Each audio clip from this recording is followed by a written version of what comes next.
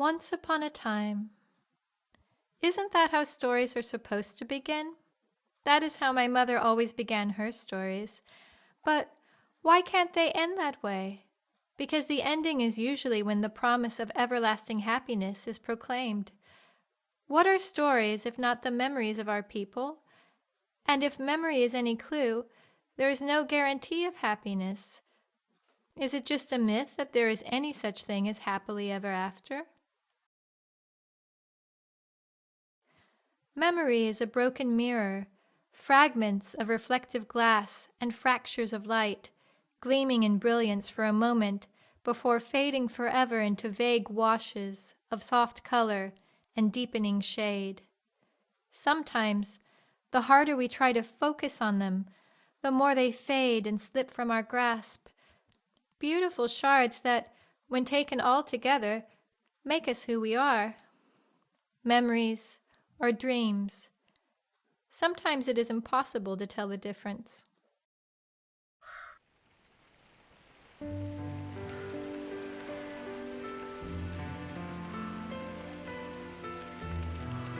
Last night in my dreams, a mysterious wizard came to me. He spoke in a foreign voice, a series of strange sounds that formed a single word. In that word was a message that I understood. He said that I had been chosen, and at the same time, cursed. Lula, he said, because of your gifts of both endurance and vision, you have been chosen to retrieve the sacred relic of your people, the Genie.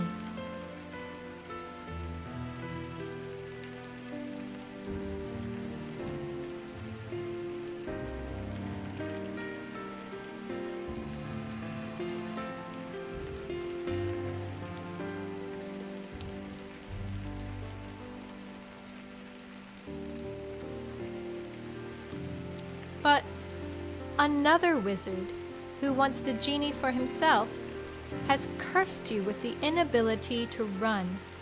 Even now he makes his way to the top of the mountain to claim it as his own.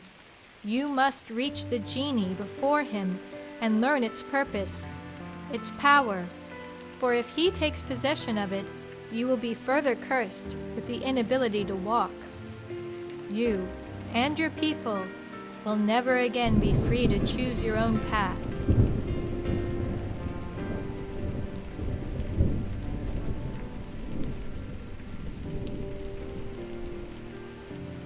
So make haste, child. Do not tarry. Though the path is long, it is the shortest. Though the path is not easy, it is simple. Though you walk alone, fear not. I will be with you. But you will soon have an important choice that only you can make, and that choice will make all the difference. Thus, I woke to a morning of light drizzle, and under the soft light of early dawn, began to walk towards the mountain of fire.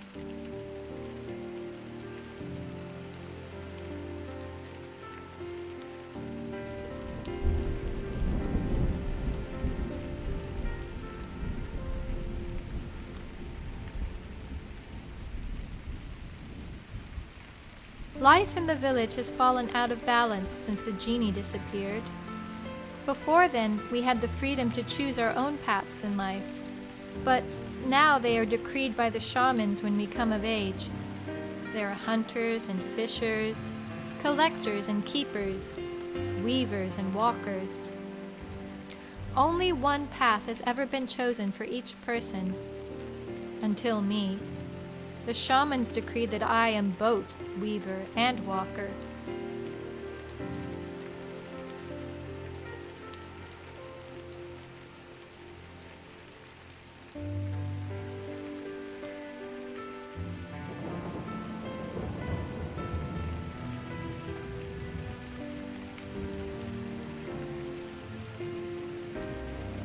Weavers do not just weave fish baskets and blankets. They are also weavers of words, poets and storytellers. They keep the history of our people and weave their words into the warp and woof of every textile. Walkers are the wanderers and wanderers, the dreamers and askers of questions. They are the seekers of whatever light they may find to illuminate the darkest corners of hearts and minds. Of all that have walked away from the village, none have returned.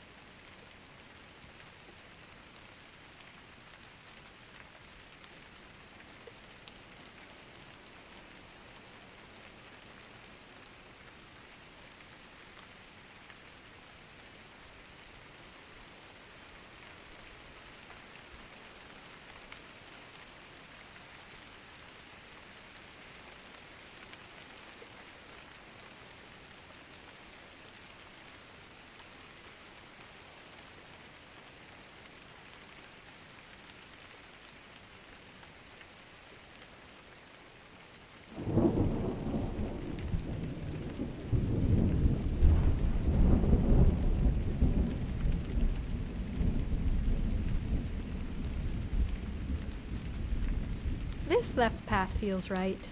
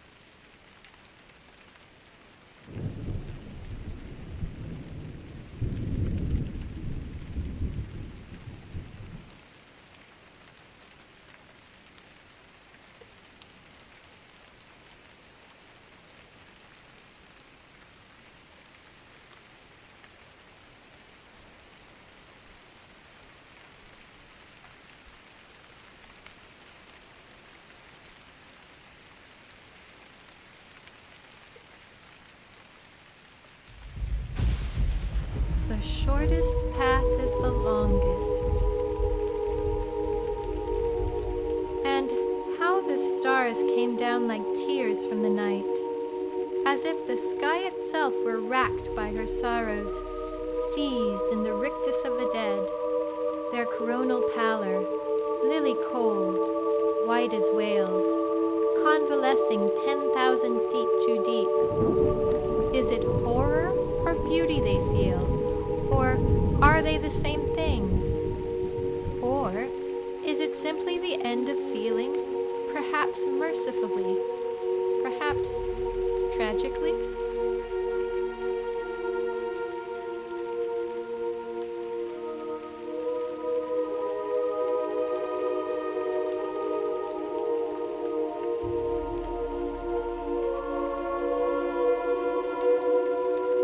I had seen death and wondered what it was. I have been there to hold the dying when the shamans pressed a finger to their mouths and whispered them away. We each imagine something different for them, whatever soothes the heart, but I fear that death is nothing. How can we know? It seems impossible to imagine the end of imagination, to think of the end of thought. The answer to the mystery of death may be in the answer to the mystery of life.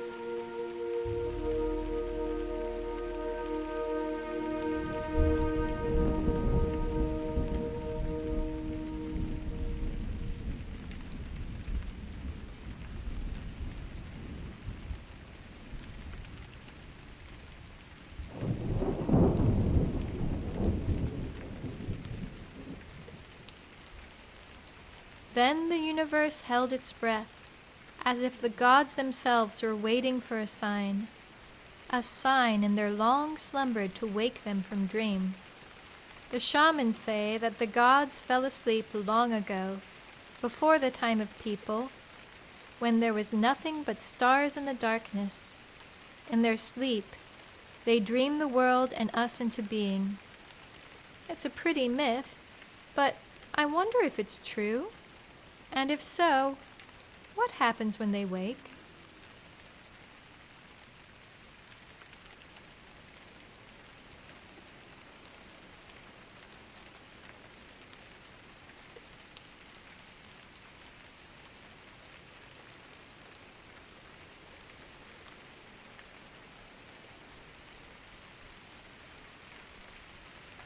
As I walk, I wonder what I will find at the top of the mountain of fire.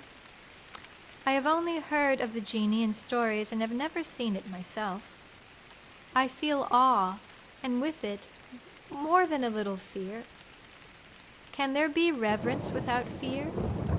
Awe without mystery? We seek answers, but resist them when they threaten the notions we feel. Often we prefer to dwell in the dreams of the heart than in the truth of the mind. The genie has power. This much I know.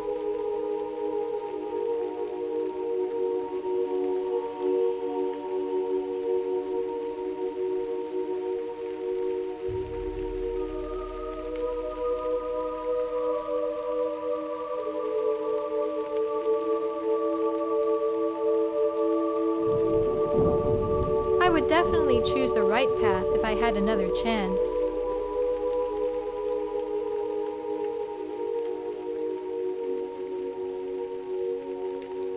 I remember my mother, though I was only a girl of 8 when she walked away from the village and me forever.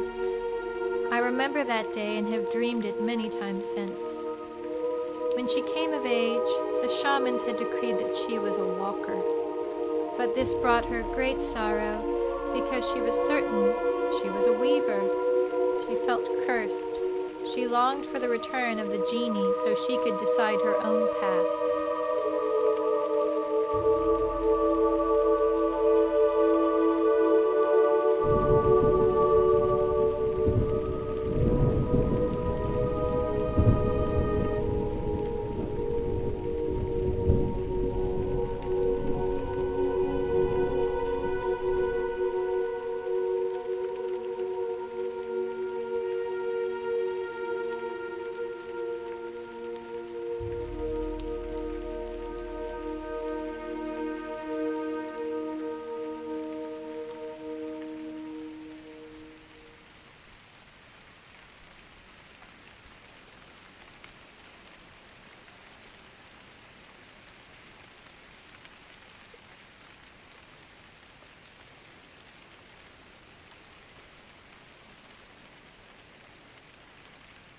The day she left was a cold and rainy autumn day, before the tall grasses had been harvested.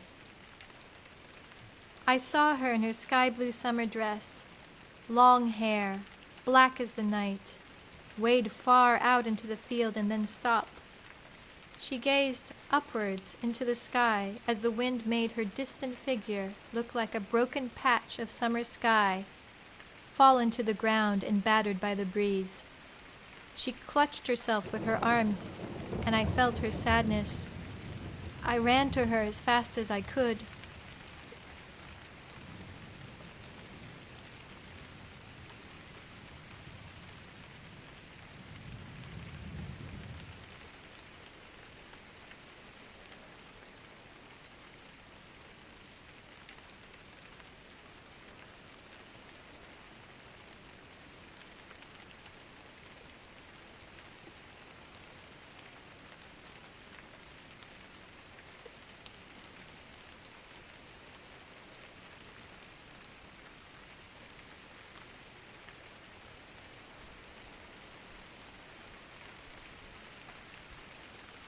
When I finally got to her side, I stopped and reached to take her hand.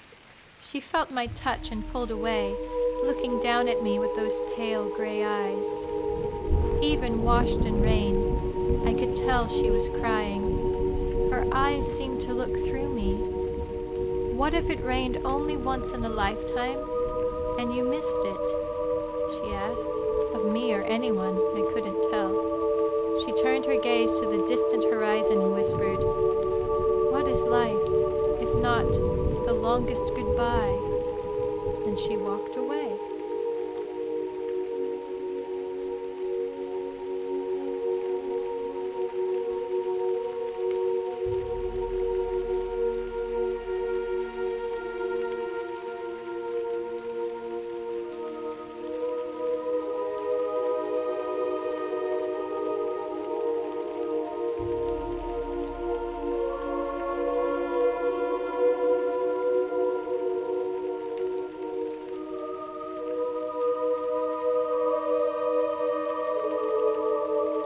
I close my eyes and see her hurling crumpled papers against candlelit walls, a stranger in her own body.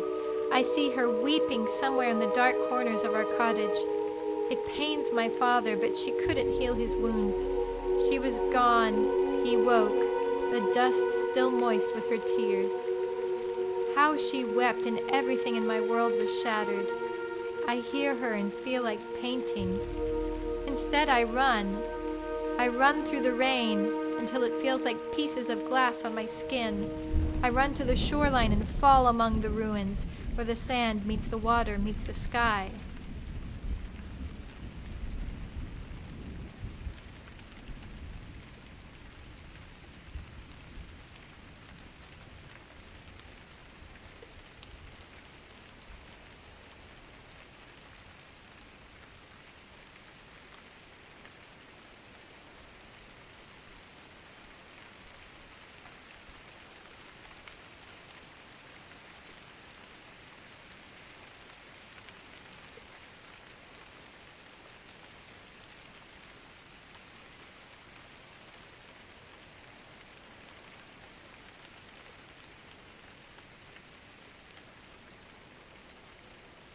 Because she speaks sometimes when she sleeps, entire worlds in strange articulations that sound out the heart in more uncommon clarity than my most awkwardly acrobatic didactics. Because she sleeps, sometimes when she dreams, entire worlds with certain gesticulations, her hand seemingly demonstrating a moth stricken by her charmingly unconventional inventions. Because she dreams, sometimes when she speaks, entire worlds unintentionally expressing in one simple sound why anyone, anywhere, ever.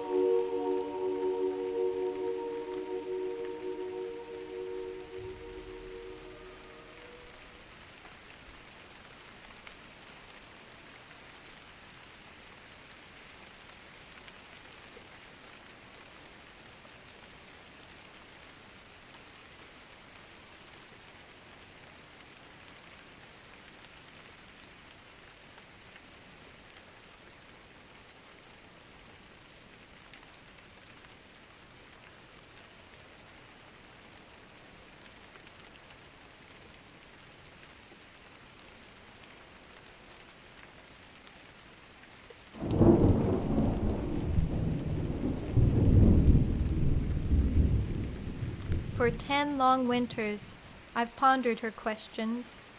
Is life just a long goodbye? A brief, bright spark of imperfection disturbing the twin expanses of otherwise perfect, infinite nothing?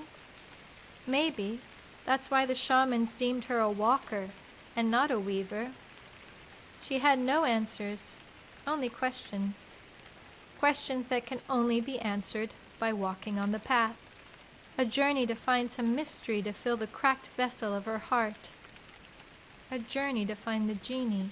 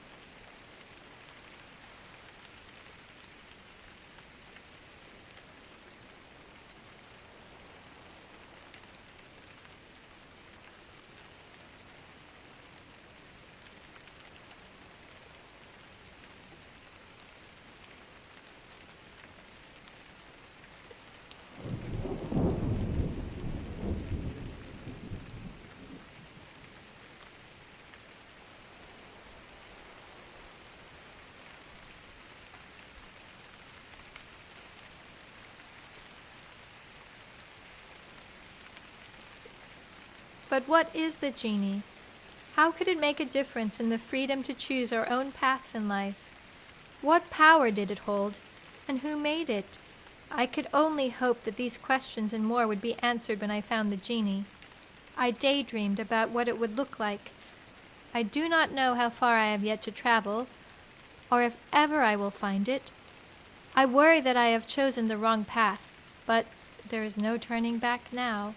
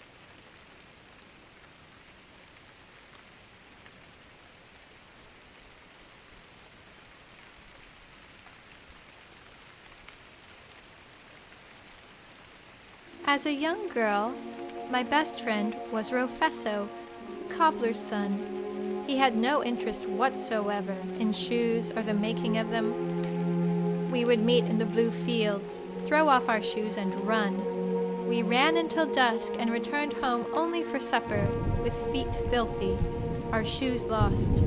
As we grew, our friendship also grew into affection and ultimately a deep, abiding love.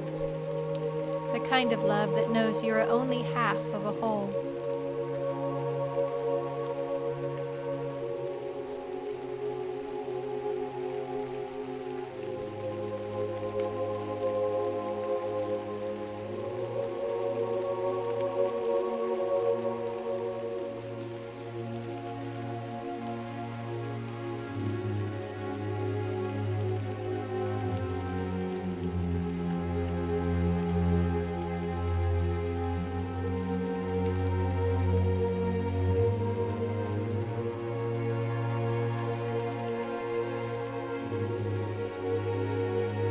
Let's jump across the gap.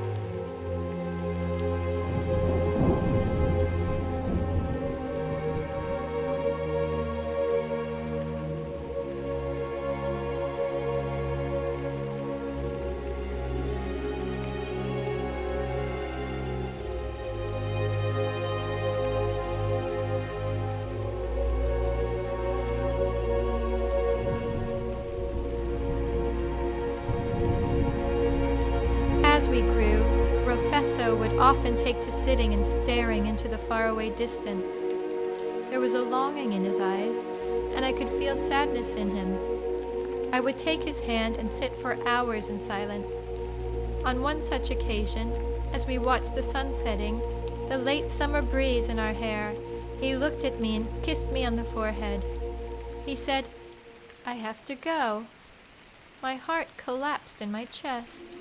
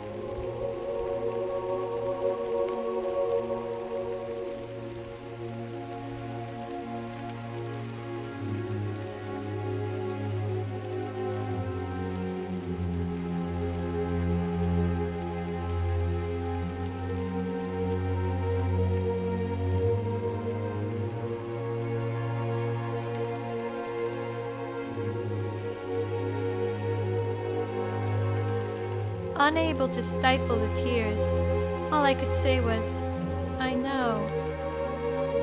As he rose to depart into the great unknown, I asked, "Aren't you afraid of being alone?" "Yes," he said. "My fear is great that I may never see you again, but the fear of living an empty and meaningless life is far greater. Forgive me, Lula." He turned and began to walk away from me. I said, "I will watch you until I can't see you anymore." And I did.